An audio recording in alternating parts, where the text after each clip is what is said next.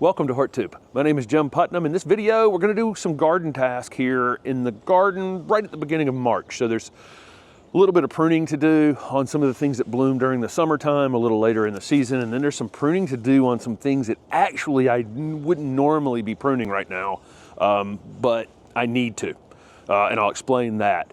I have added a pruning schedule for shrubs, trees, and perennials on the weekly garden planner, and I'm in the process of doing vines as well. So if you're interested in the timing on pruning various things in your garden, I think I have about, between those three lists, there's close to 300 species represented there that you can learn when to prune them so that you just kind of know. Quick and easy, and it's $50 off this month. The code is linked down below this video. We're gonna jump in and talk about this clethra, which we transplanted 2 clethra out of here. And then this one was leaning over the bank away because the other 2 were crowding it. So I dug it up and I turned it around in the space to have it stand up tall. So that worked out great. And then we had a wind 2 nights ago come and kind of uproot it some. So it pushed it over a bit. So these are the kinds of things you want to pay attention to as you're transplanting things in your garden, is that, so we took one, we moved a camellia in the back garden, and all we did was slide it back about 6 feet. We've gotten a couple rains since then, but I actually slid it slightly under the canopy of a couple trees, and it prevented that water from getting down to the ground, and so the camellia got pretty dry back there. Here's an example of, we left so much foliage up on the top of this clethra that it's kind of top heavy, where we had damaged the roots, and it kind of leaned it over some. It's leaning toward the camera, which you kind of can't tell, but it's uprooted a bit in the back here. So pay attention, go back around to things you've transplanted. Even if you think it's raining or something is, make sure you're checking on them until they get themselves anchored back into the ground. I think that's kind of important. So I'm gonna force this, back into the ground. It actually needs some water. And then I've decided, since it's just kind of so top heavy, it just didn't have a lot of roots that came up with it, and I am gonna prune it. So this clethra would be on that list over on the weekly garden planner as prune after flowering, and not now. But again, sometimes you have to prune sometimes you have no choice. You gotta cut it to save it. Because if I let it sit here and just keep uprooting a bunch of times, as it's trying to leaf out in a month and a half from now, it's gonna get damaged. So all I'm gonna do is come down to where I can kind of tip prune all of it to about the same height. That's kind of my goal here. You can see all the flowers that were on this thing last year, and I won't cut off all the flowers having done it now. It's not like I'm going to cut it all the way to the base, so we'll still get some flowers on it. We just won't get as many as we were going to get, but I'll hold some of this stuff together and just kind of cut it off too. I don't normally meatball things, but my goal here is not about the style of pruning, but more just to reduce the weight of this, and to reduce the upper living parts of it to kind of match the amount of root material that's down under the ground. So not pruning for any other reason than to keep it from falling over and keep those roots from having to work quite so hard.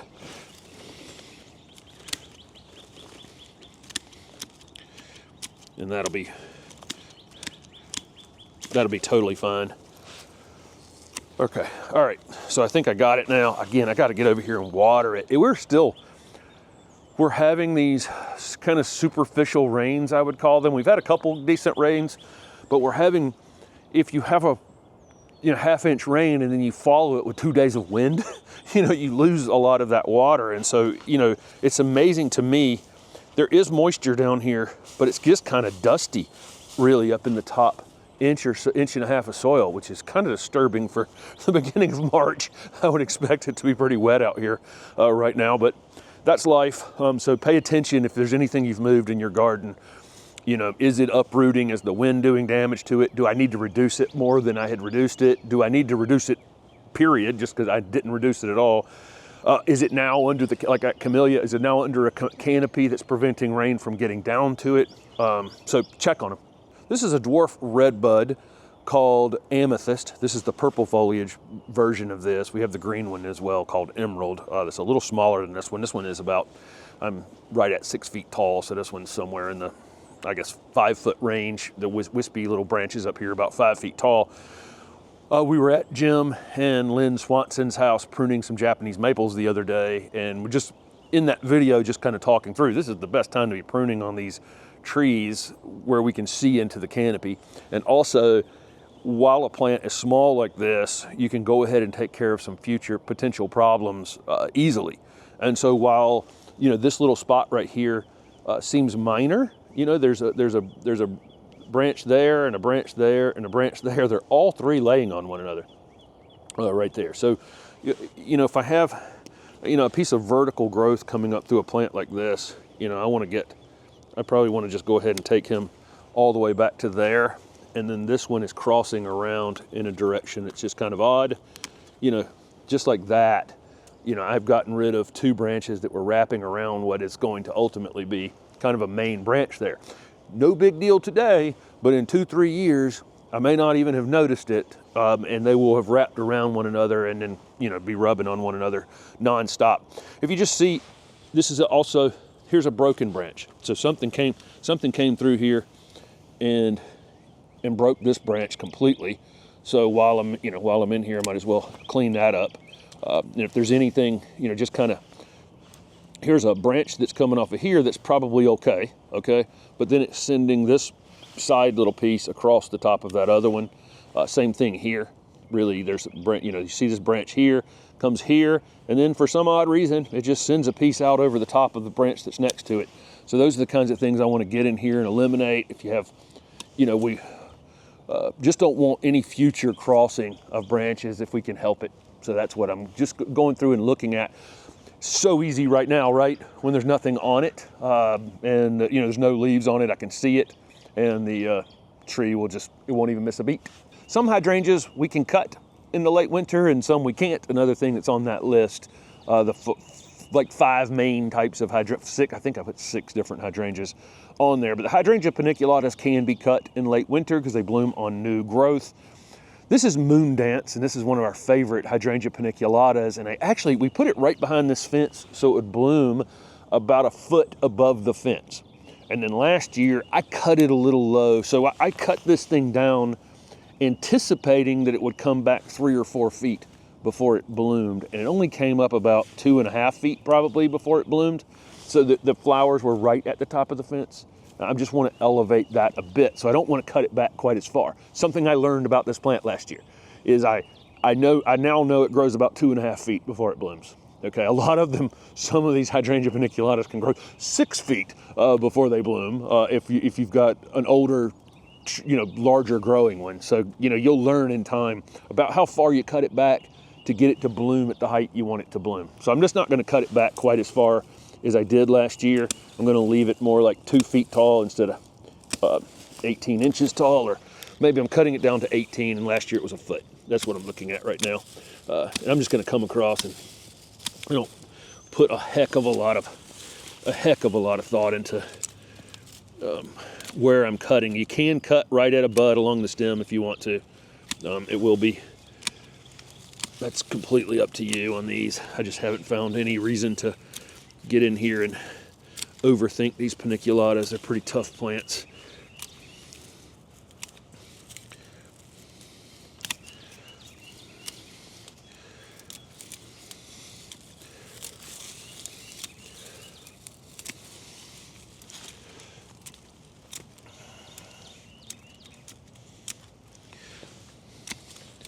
That seem about right, Steph. If I missed something. Okay, all right. There you go. So just cut it back into kind of a roundish form. If I want to go in and clean up any of these, cut them a little closer to the bud that's right below it. See, like right here, where I cut this one, you can see the bud is right there, and I cut it, you know, I left 1.5 inches above that. I can come a little closer and clean them up a bit if I want to. Doesn't really matter. Sometimes then I'll get slightly obsessive about it and go through and clean them up, but it doesn't really matter on these Hydrangea paniculatas. But this material, you know, whatever you want to do with it, you can cut it into smaller pieces and mulch your other plants with it, or throw it on the compost bin, whatever you want to do with it. Doesn't really matter. But now I think, again, I've left it about 6 inches higher, which I think will allow it to get up above the fence just a hair more than it did last year, and it'll be showy from both sides of the fence. The other thing is, while I'm under this hydrangea, here's another one of these lesser celandine, which is a really, really noxious weed that you got to get down and get the root system on. And you'll know you got it if you're seeing, you know, all the little stored food down below it. If you're digging it up and it's breaking off like that, it's coming right back. So make sure you get down there deep enough to find it all. Otherwise, it's coming right back. But this is a truly noxious weed, and we're about a week or two away from it being in full flower, and it can produce a ton of seed. So I don't want that producing any seed out here in the garden. We have this pink filigree Japanese maple, and a deer last year came right up to the front of the house and ate the top right out of it. So it's become a bit of a mess. This one can be pruned up into a very small ornamental tree, or it can be kept as kind of it's not necessarily a weeping Japanese maple, but it can be kind of kept kind of wispy like that. So I've seen this one, you know, maybe 3 to 4 feet tall and just kind of shaggy all the way down to the ground, which is kind of the way I want to keep it. Or again, limbed up into a tree. But I do need to get a leader up in the middle of it if I'm going to end up with it 3 or 4 feet tall. Right now but where it got broken out, it's selecting all kinds of leaders here. I'm going to leave this other material on it for now because it'll help this grow, but I'm kind of just going to take this one and turn it into the leader. I don't need it perfectly straight, but I can just take this bamboo and put it down in the ground as far as it'll go there. And then I'm just going to tie this, ultimately tie this off to it. Let's see, I may not have that quite lined up right. Okay, that'll work. That'll work. I'm just going to do that. And I'm not going to worry about it being perfectly straight. This stretch tie will be the thing to use here, so it can add a little bit of girth this year without hurting it. And I'm just need to remember to switch it out, you know, at the end of the season.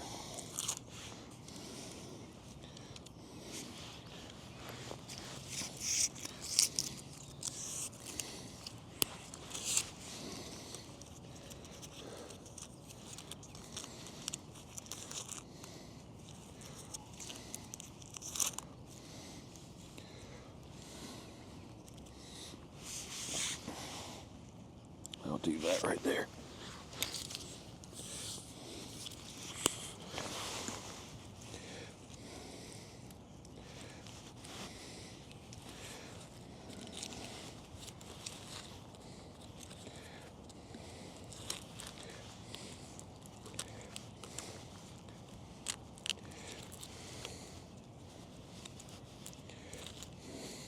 All right, not perfect, but that will work. I'm just going to try to get this one heading straight up, and I'll eventually cut this off, and I'll eventually cut this off in all likelihood.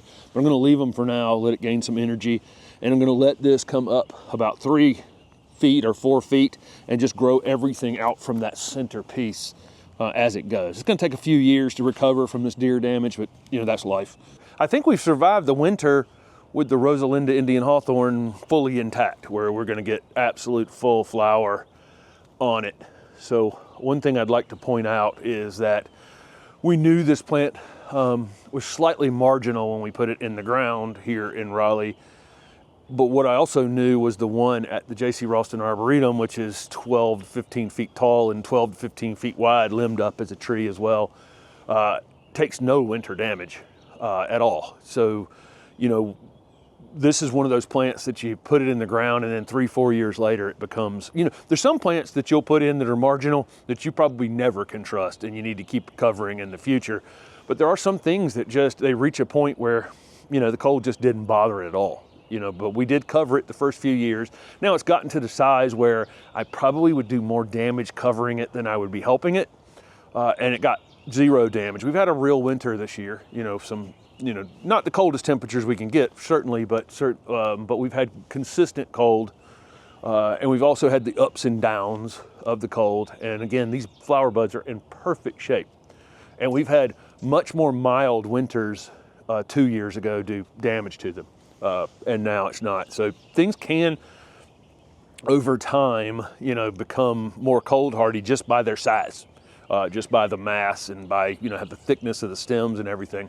But this thing's going to come into full flower this year, and it is the most incredibly fragrant flowers, just the very large flowers compared to dwarf Indian hawthorns, and then also super, super fragrant. If you've been watching the videos for the last month and a half or so, we've had a couple bags of Soil3 compost out here. The straight compost, we use that bag in the vegetable garden here to build some new organic material on our, what we treat as an annual bed. I mean, some of these vegetables are technically perennials, but you know, they're all annuals for us if we're only keeping them for a season. But we're trying to get as much out of them in a single season as possible. Tomatoes and peppers and okra and whatever else, cucumbers and everything else we're growing in here. And then we'll have a lettuce crop in the fall, and that will be in the same compost. So we won't redo this for, you know, it'll be a long time before we redo this. But initially we had tilled this space, just backing up in time. Initially we tilled it, really broke it up very deep. There's a clay underneath this. So we really wanted to break it up quite a bit.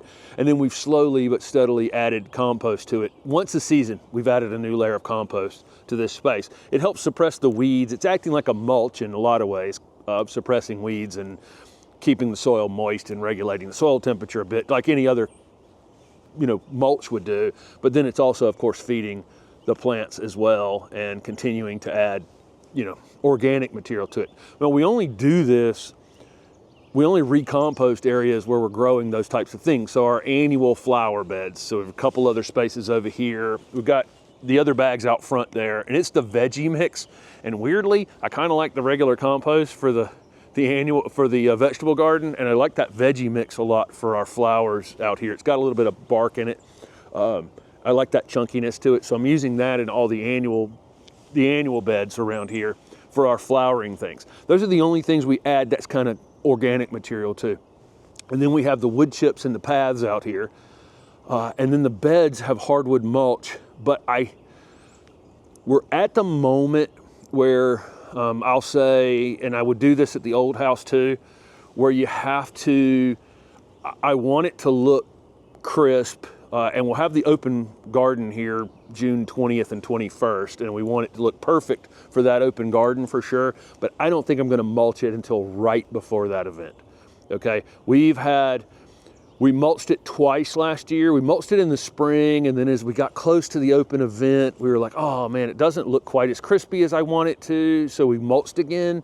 And then of course the leaves have fallen on it now, and I'm sitting here looking at it going, you get to a point where you get a diminishing return on organic material that you're adding to the topsoil. Again, these annual beds are different. The vegetable garden and the annual flower beds are different, okay? They need food. I only have 6 months with them. Let's get as much out of them as we can.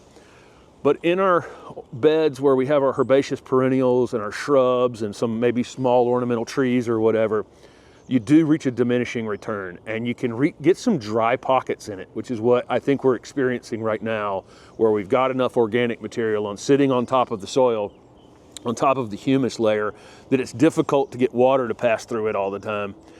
So I've turned a short story into a long story. We're not going to mulch the rest of the beds until a little later in the spring. It does probably mean that I'm going to get a few more weeds out here than I normally would, because this is the time of year. If you haven't mulched in a while, this is the time of year that you want to mulch, because as the soil temperature hits about 65 degrees, which is probably for us in our area sometime around mid-March, as we've just turned the calendar over to March as I'm filming this, those weeds are going to germinate, those seeds are going to germinate around 65. So things like crabgrass in your lawn and that kind of thing, this is about the time that they start to think about germinating. You may not see them for a while. They may just germinate and sit there as very tiny little plants, getting themselves rooted in, waiting for hotter summer days, maybe a couple thunderstorms to come along in May, and then they just kind of explode. So we'll have to keep a little closer eye on the weeding out here than we normally would, but we're going to take a break. from adding organic material to our just regular beds. We have a few things planted, a few shrubs planted in the vegetable garden. We found this to be a pretty good technique over here for taking some of our winter plants that may be marginal in containers, just sinking them in the vegetable garden for the winter, and then moving them back to containers. We also have a few magnolias. One's been over here, but no big deal, that are gonna go to the Wallace Garden project. So, but again, got this recovered in the vegetable garden. We're seeding like crazy, so Steph has been doing seed trays in the house for week or so now, and things are already germinating inside, so we'll have plenty of things to go in here. And then of course now we have this new transition over to the native garden behind us, where we'll have a path over here to get to it, and we'll have a path out there. And if you're following along with the channel, you know, this native garden is now part of this project. And as I'm filming this, the video went up today for the surprise that we're also going all the way to here. So I think you can still hear me here. We're going all the way to here. So if you're coming to the open garden this year, the tickets are over on our website. There's going to be a massive expansion of the Raleigh garden here. This will be kind of a native teaching garden from here that way. And then of course the thing we do over here for the last 4 or 5 years, which is continuing to develop and moving things around and changing things here in the Raleigh garden. So again, make sure you're subscribed to the channel, because we've got a lot of these garden task things to do over here over the next couple of weeks. And then we'll be hardening off our first round of seedlings pretty soon outside, in the next couple of weeks, and new ones going in. So we'll be showing all that as well. So thank you guys for following along.